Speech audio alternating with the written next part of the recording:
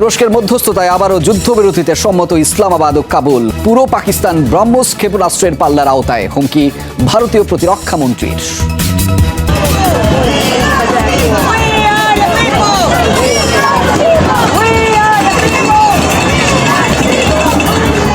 Trump বিরোধী বিক্ষোভে উত্তাল যুক্তরাষ্ট্র।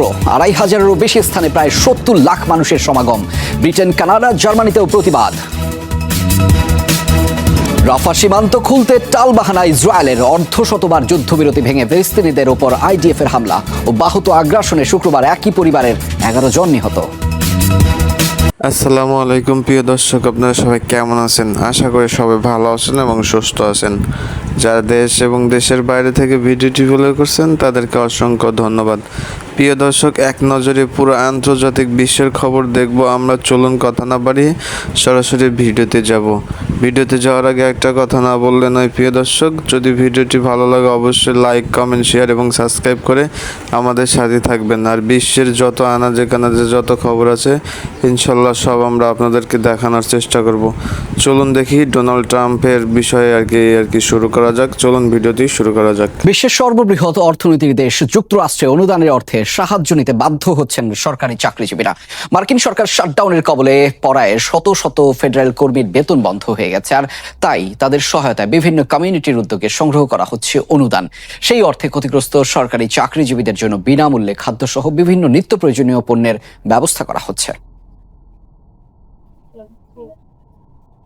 সাজিয়ে রাখা হচ্ছে টিনজাত বিভিন্ন খাদ্য সামগ্রী, টাটকা শাকসবজি, ফলমূল আর ওষুধ। সাধারণ মার্কিনীদের দেয়া আর্থিক সহায়তায় কেনা হয়েছে নিত্য প্রয়োজনীয় এসব পণ্য। লাস ভেগাসের হ্যারি রেইড আন্তর্জাতিক বিমানবন্দরে ফেডারেল ওয়ার্কারদের জন্য গড়ে তোলা হয়েছে এই ফুড ব্যাংক। মার্কিন সরকারি শাটডাউনের সরাসরি প্রভাব পড়েছে বিমানবন্দরটির প্রায় ১৫০০ কর্মীর উপর। বেতন ছাড়াই সুষ্ঠুভাবে নিজেদের দায়িত্ব পালন করছেন তারা। তবে সরকার মুখ ফিরিয়ে নিলেও সাহায্যে এগিয়ে আসছে স্থানীয় মার্কিনীরা।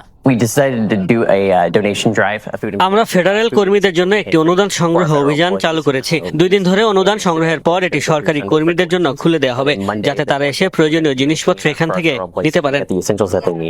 সরকার শাটডাউন ঘোষণার পর ফেডারেল কর্মীদের সাহায্যে এমন বেশ কয়েকটি অনুদান কার্যক্রম শুরু করেছে দেশটির বিভিন্ন শহরের বাসিন্দারা। বিনা বেতনে সেবা দিয়ে যাওয়া এসব কর্মীদের সাহায্যকে নিজেদের দায়িত্ব মনে করছেন তারা। তারা আমাদের প্রতিবেশী, আর তাদের জন্য আমাদের যা কিছু করা সম্ভব সেই দায়িত্ব আমাদের নিতে হবে। এটা খুবই দারুণ উদ্যোগ। তবে ফেডারেল কর্মীদের বিপদে সাধারণ মানুষ এগিয়ে আসলেও ভ্রুক্ষেপ নেই সরকারের। চলতি মাসের শুরুতে অনির্দিষ্টকালের জন্য ঘোষণা করা হয় এই শাটডাউন। এতে জরুরি পরিষেবা ছাড়া বন্ধ হয়ে পড়ে সব সরকারি কার্যক্রম। বিনা বেতনে কাজ করছেন অনেক সরকারি প্রতিষ্ঠানের কর্মীরা। এই পরিস্থিতিতে ফুড ব্যাংকে শরণাপন্ন মার্কিন সেনাদের পরিবারও। তারা আমাদের ফুড ব্যাংকে এসে খাবার নিতে বলে। প্রথম একটু ইতস্তত বোধ করলেও পরে আমি এগিয়ে যাই। তারা সত্যি দারুণ সাহায্য করছে। আমরা বাসা ভাড়া দিতে পারছি না, বাচ্চাদের ডে কেয়ার, স্কুল এসবের বিল দেয়া বাকি, প্রয়োজনীয় কিছুই কিনতে পারছি না। এভাবে চলতে থাকলে যা কিছু সঞ্চয় তাও ফুরিয়ে যাবে। পরিসংখ্যান বলছে চলমান এই সরকারি অচলাবস্থার কারণে বিপাকে প্রায় ১৩ লাখ মার্কিন ফেডারেল কর্মী। গত ৮ দিনে প্রায় ৫০ বার যুদ্ধবিরতি ভেঙেছে ইসরায়েল। ত্রাণ পরিবহনে বাধা তো দিচ্ছেই, বিচ্ছিন্নভাবে চালিয়ে যাচ্ছে একের পর এক হামলা। শুক্রবার সন্ধ্যায় গাজা সিটিতে এক হামলায় প্রাণ হারিয়েছে একই পরিবারের ১১ জন সদস্য। এদের মধ্যে ৭ জনই ছিল শিশু এবং ৩ জন ছিল নারী। টানা গোলা বর্ষণে ক্ষতবিক্ষত টুকরো টুকরো হয়ে যায় মরদেহগুলো। গাজায় ৮ দিন আগে যুদ্ধবিরতির পর এটিই একক হামলায় সবচেয়ে বড় প্রাণহানির ঘটনা। যুদ্ধবিরতির সুযোগে গাজা সিটির জয়তুনে নিজেদের বাড়ির দিকে যাচ্ছিল আবু সাবান পরিবার। পথেই ইসরায়েলি বাহিনীর টার্গেট হয় তাদের গাড়ি। মুহূর্তেই ঝরে যায় ১১টি নিরীহ প্রাণ। কেবল তাই নয়, ছিন্ন ভিন্ন হয়ে যায় মরদেহগুলো। জাতিসংঘ ও OCH এর সহায়তায় উদ্ধার করা হয় মরদেহগুলো। নেওয়া হয় আল আহলি হাসপাতালে। ক্ষতবিক্ষত মরদেহ দেখে স্বজনদের আহাজারি। টুকরো টুকরো সবাই, তারা ক্ষত বিক্ষত। আমি জানি না কাকে বিদায় দেব, আমার ছেলেকে, আমার মেয়েকে, নাকি নাতি নাতনিকে। গাড়িতে থাকা নারী শিশুদের কি দোষ ছিল? কিসের ভিত্তিতে তাদের উপর হামলা চালালো ইসরায়েলিরা? আমরা নাকি যুদ্ধবিরতির মধ্যে আছি? ইসরায়েলি বাহিনীর অভিযোগ, কথিত ইয়েলো লাইন অতিক্রম করেছিল নিহতদের গাড়িটি। গতিবিধি সন্দেহভাজন ও ঝুঁকিপূর্ণ হওয়ায় চালানো হয়েছে গুলি। যদিও গাজার সিভিল ডিফেন্স এবং প্রত্যক্ষদর্শীরা জানিয়েছে কোনো সতর্কতা ছাড়াই হামলা চালিয়েছে সেনারা। মিথ্যে যুদ্ধবিরতির মধ্যে আমার বোন, তার স্বামী এবং পরিবার তাদের বাড়ি দেখতে যাচ্ছিল। তাদের অসতর্কতায় একটি ট্যাঙ্কের সামনে পড়লো এবং গোলাবর্ষণ শুরু করলো।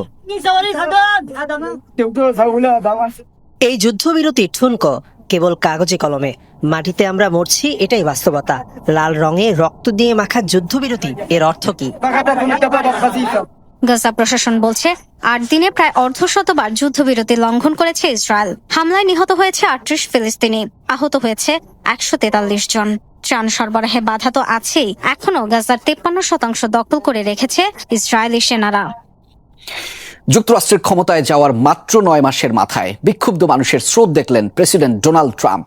মার্কিন প্রশাসনের বিরুদ্ধে আয়োজিত নো কিংস নামের প্রতিবাদ কর্মসূচিতে মিলেছে নজিরবিহীন সাড়া।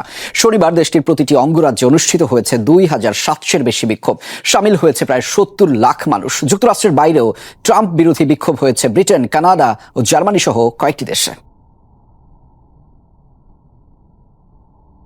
নিউ ইয়র্কে প্রেসিডেন্ট ডোনাল্ড ট্রাম্প বিরোধী মানুষের ঢল।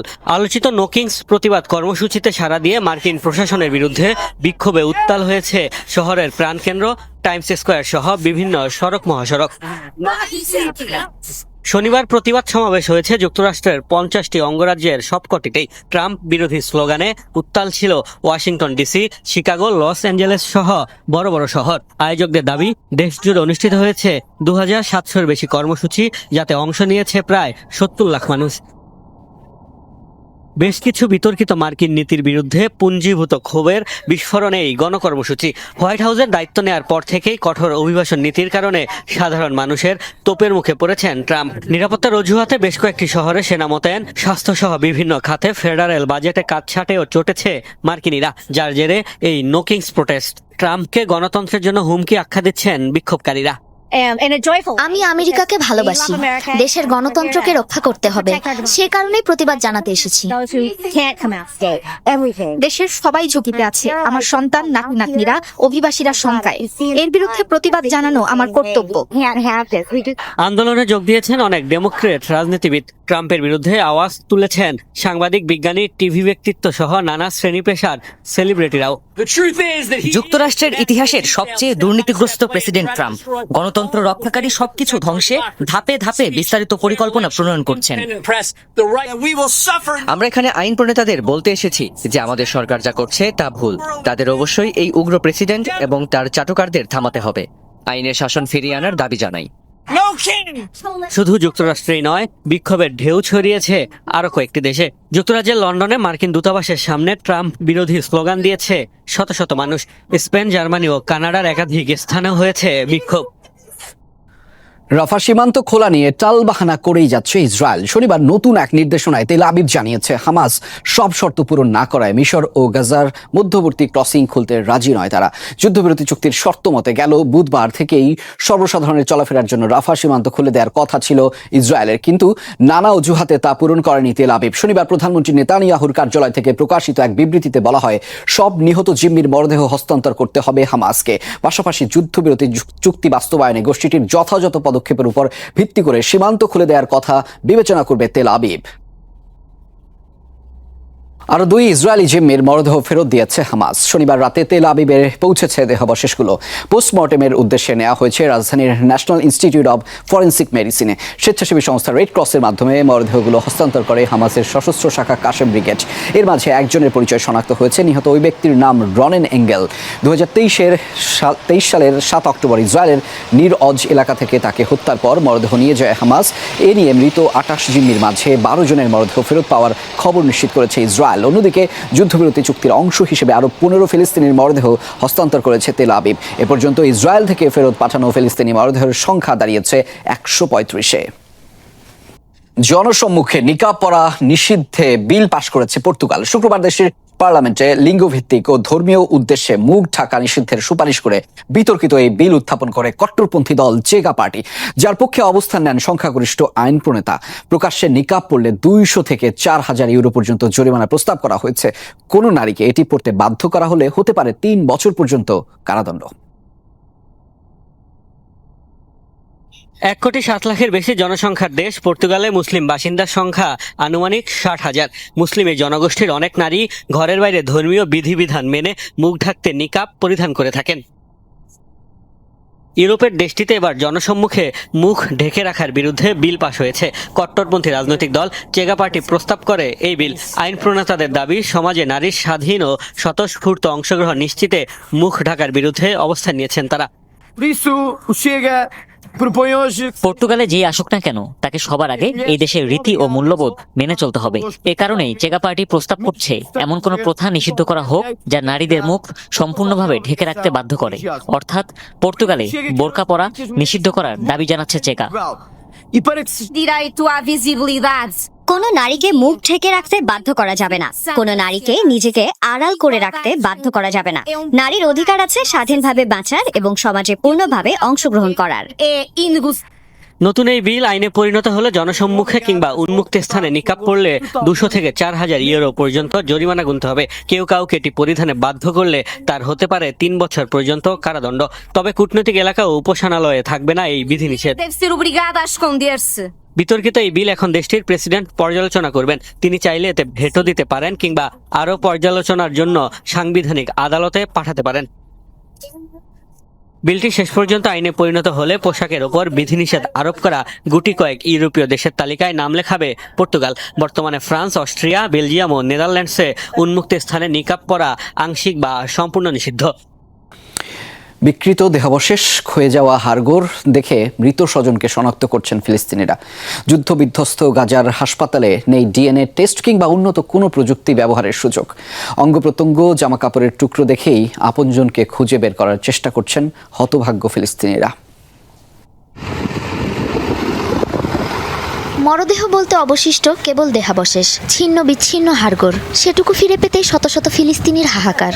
দাফনের জন্য স্বজনের শরীরের একটি টুকরো অন্তত চায় অসহায় মানুষগুলো।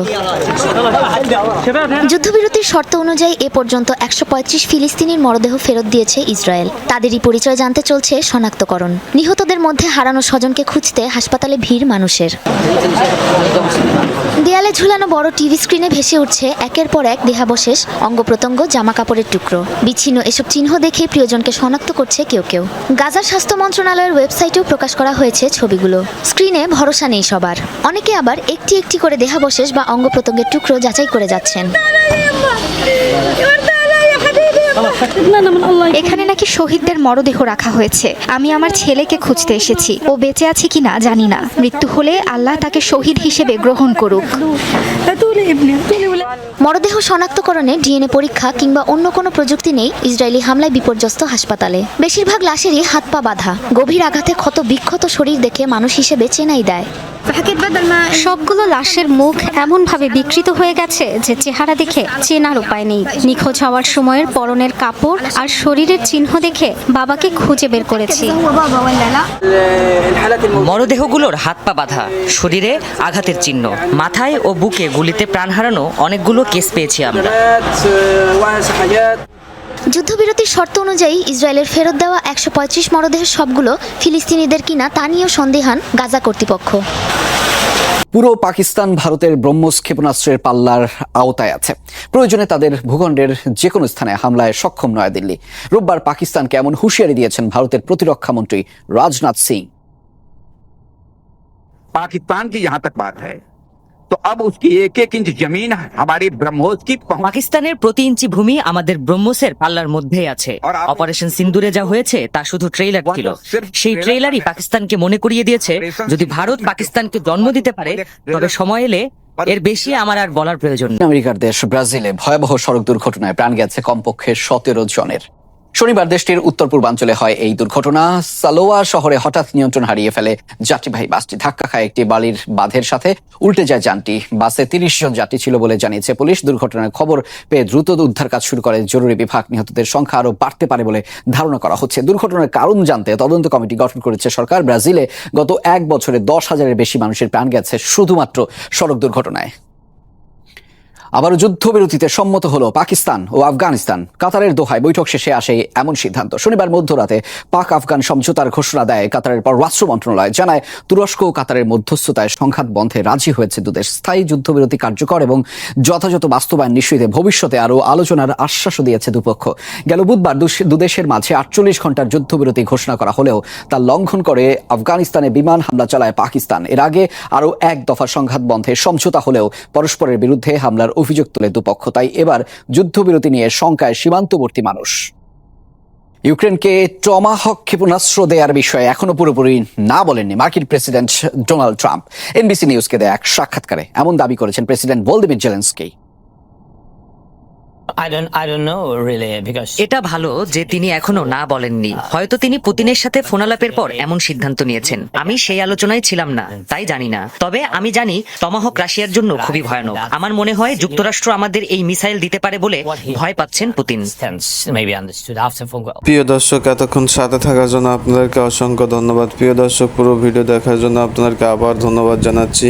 যদি এরকম নতুন নতুন ভিডিও পেতে চান তো অবশ্যই আমাদের সাথে থাকবেন। আর এরকম ভিডিওর মূল্যবান মতামত অবশ্যই কমেন্ট বক্সে জানাবেন। আমরা সবসময় আন্তর্জাতিক বিশ্বের খবর নিয়ে কাজ করে থাকি। যত বিশ্বের খবর আছে, আনাজে কানাজে যত যে জায়গায় যা ঘটুক না কেন, আমরা সব কিছু আপনাদের মাঝে উপস্থাপন করবো ইনশাআল্লাহ। সে পর্যন্ত সবাই ভালো থাকবেন, সুস্থ থাকবেন এবং বাংলাদেশকে ভালোবাসবেন। আল্লাহ হাফেজ। অবশ্যই চ্যানেলটি সাবস্ক্রাইব করে আমাদের সাথে থাকবেন। সবাই ভালো থাকুন, ধন্যবাদ।